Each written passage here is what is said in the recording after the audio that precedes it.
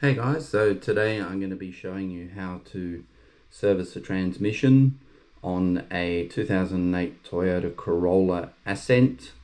Now, just as a disclaimer, if you have no mechanical knowledge at all, I would not attempt this because if you get it wrong, you can't drive it to the mechanics to get it fixed.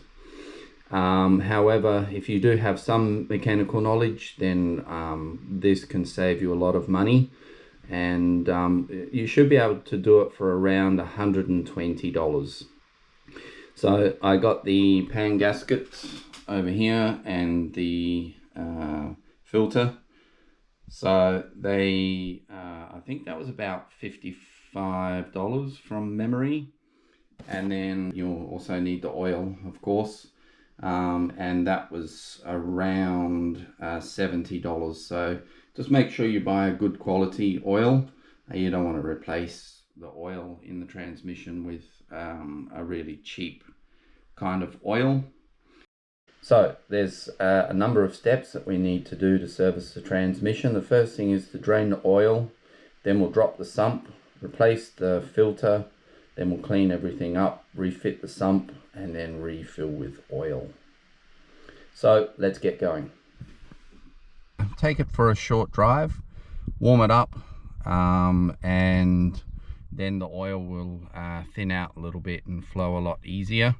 If you haven't had your transmission service for a long time and it's a high mileage vehicle, definitely take it in somewhere and get it serviced. So this video is purely just for a transmission that hasn't been serviced for a little while, but definitely not a high mileage vehicle. So these are the tools you're going to need. You're going to need something to drain the oil into and a funnel to put the oil down through the dipstick tube. In the socket set, obviously, to undo the pan bolts and the filter bolts. I always put a tarpaulin down because it can get pretty messy. A lot of oil dripping everywhere, so put a tarpaulin down and then I'll put that just over the top. So here's your dipstick. Pull it out and remove it as your first step. Gear stick in park. Don't forget to put the handbrake on. Chock the wheels at the back. So this is the engine sump. And this is the transmission sump.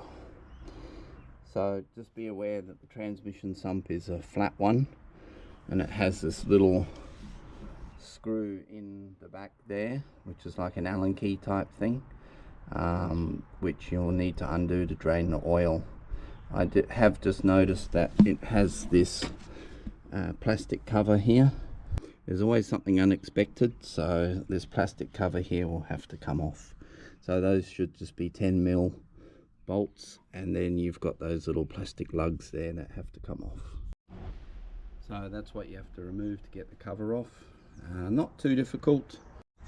So that's what it looks like now without the plastic cover on, or the plastic cowling. As you can see, there's bolts there, those 10mm bolts. And the first thing I'll do is get into that sump bolt there and get rid of all the oil first, and then I'll start undoing all those little sump bolts around the edge there, and starting from the back, putting the tray under there, of course, and then moving all the way to the front in that order. So you are going to need 10mm Allen key. That's the other thing for the sump bolt.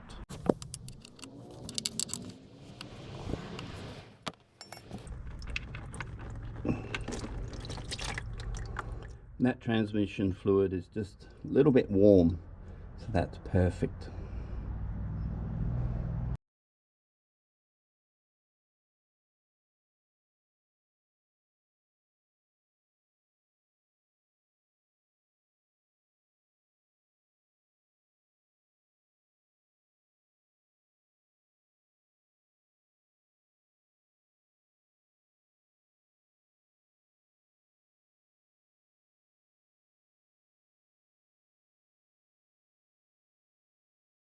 when you're doing this, make sure that you leave one bolt in the back here and leave one bolt in the front here, so that it holds the pan up while you're undoing it, and then remove the back one first, and then slowly undo the front one, and it should start dropping down.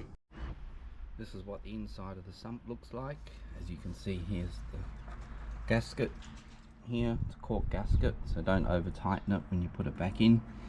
And these magnets here, as you can see, they're there to collect all the metal that comes out over time from your transmission. So we just need to clean all of this up. You can actually see those little marks there. They've put them so that you put the magnets inside those little marks. Make sure you clean up all the cork off of the gasket face there. The other thing is, make sure you use a clean rag to clean up inside here. You do not, that's really important, you do not want any dirt, dust, anything going inside the transmission. Okay, next thing, I don't know if you can see it, but there are, I think there's about 4 bolts on the filter here, and I'm going to remove those bolts and put the new filter in.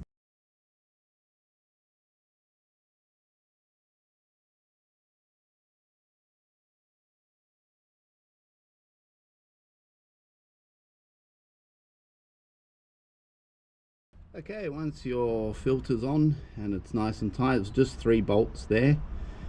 Clean your sump where the pan attaches, make sure it's a nice clean surface, and then from there we'll start putting the pan back on.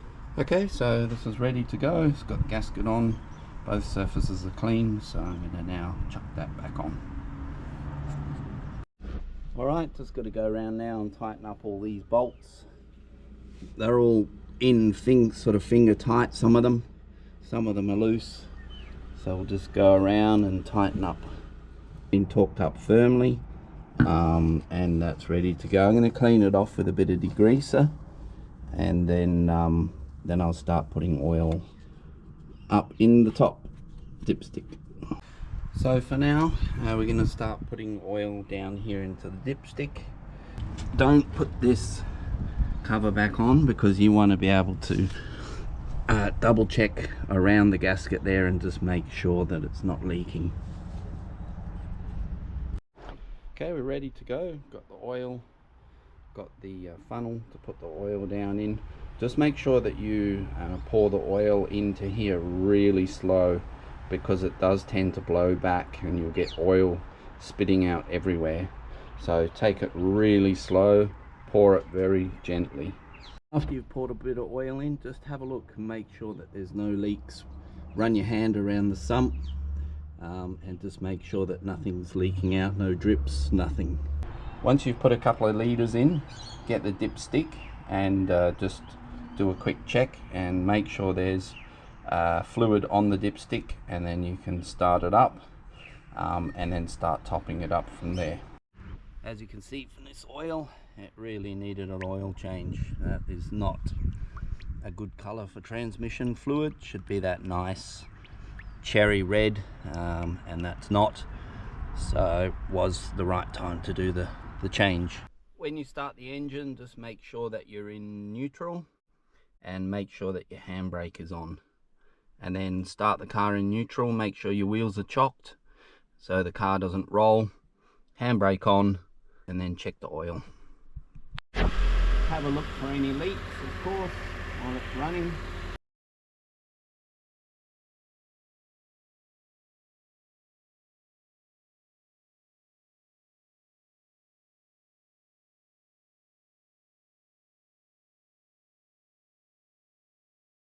So not sure if you can see it there, but I now have the level just on the lower side of hot here, and I'm going to leave it there.